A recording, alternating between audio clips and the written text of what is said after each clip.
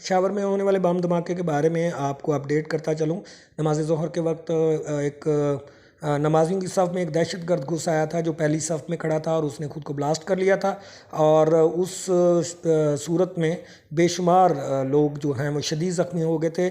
اور یہ بتاتا چلوں کہ یہ پولیس لائن پشاور کے اندر موجود مسجد میں واقع ہوا تھا، یعنی پولیس کی اتنی سیکیورٹی کے باوجود، اتنی چیکنگ کے باوجود یہ بندہ اندر کیسے پہنچا، یہ بھی ایک سوال ہے۔ اور ہمارے سیکیورٹی کے اداروں پر بھی سوال ہے کہ وہاں پہ ارد گرد بھی سرکاری دفاتر ہیں، تو یہ واقعہ کیسے ہوا، اور اس پہ بھی ابھی سوال اٹھے گا۔ لیکن سب سے بڑی بات یہ ہے کہ ابھی جو اپڈیٹ ہے وہ یہ ہے کہ 17 لوگ اس وقت شہید ہو چکے ہیں، 100 سے زائد لوگ جو ہیں وہ زخمی ہیں۔ تو ابھی بھی مطلب شدید زخمی لوگ اس میں ہیں، اور دعا کریں کہ لوگ صحت یاب ہو جائیں۔ اللہ تعالیٰ اب سب کو جو بچ گئے ہیں ان کو اللہ زندگی دے اور صحت دے۔ لیکن سوچنا یہ ہے کہ ہمیں یہ کس چیز کا خمیازہ بھگتنا پڑ رہا ہے۔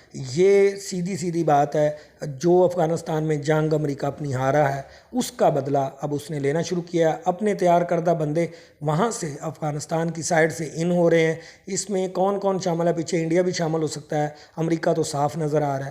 اور لیکن بحیثیت قوم ہم جس مشکل میں ہیں وہ معاشی صورتحال پہلے سے تھی، اور یہ دہشت گردی والا معاملہ بھی شروع ہو گیا ہے۔ ہمیں دیکھنا یہ ہے کہ ہمیں بحیثیت قوم اس کے لیے باہر نکلنا ہے، کیا کرنا ہے کیا نہیں کرنا ہے۔